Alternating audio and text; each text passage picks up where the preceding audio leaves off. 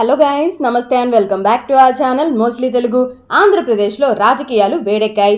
ఎన్నికలకు చాలా తక్కువ సమయం ఉండడంతో అన్ని పార్టీల నేతలు ప్రచారంలో హోరెత్తిస్తున్నారు. పార్టీల నేతలు గెలిపే లక్ష్యంగా సభలు, సమావేశాలు, రోడ్ షోలతో దూసుకెళ్లిపోతున్నారు. ఈ క్రమంలోనే జనసేన అధినేత పవన్ కళ్యాణ్ గారి కోసం సినీ నటులు ప్రచారంలో జోరు పెంచేశారు. ఇప్పటికే జనసేన గెలుపు కోసం మెగా కుటుంబం నుంచి హీరోలైన వరుణ్ తేజ్, వైష్ణవ్ తేజ్ ప్రచారం అయితే నిర్వహించారు. అంతేకాకుండా బుల్లితెర సెలబ్రిటీస్ అయిన శ్రీను అండ్ అలానే సుడిగాలి సుధీర్ సైతం రంగంలోకి దిగారన్నమాట. అంతేకాకుండా ఎంతో ప్రేమతో, ఎంతో శ్రద్ధతో మా అన్న గెలవాలి అన్నట్లుగా స్వయంగా వచ్చి వాళ్ళిద్దరూ ప్రచారంలో అయితే దిగారన్నమాట. పిఠాపురంలో రీసెంట్ గానే సుడిగాలి సుధీర్ అండ్ శ్రీను ప్రచారంలో భాగంగా ఒక ఇంటర్వ్యూ అయితే ఇచ్చేశారు. అందులో మీడియా ముందు మాట్లాడుతూ సుడిగాలి సుధీర్ అయితే ఈ విధంగా పేర్కొన్నారన్నమాట.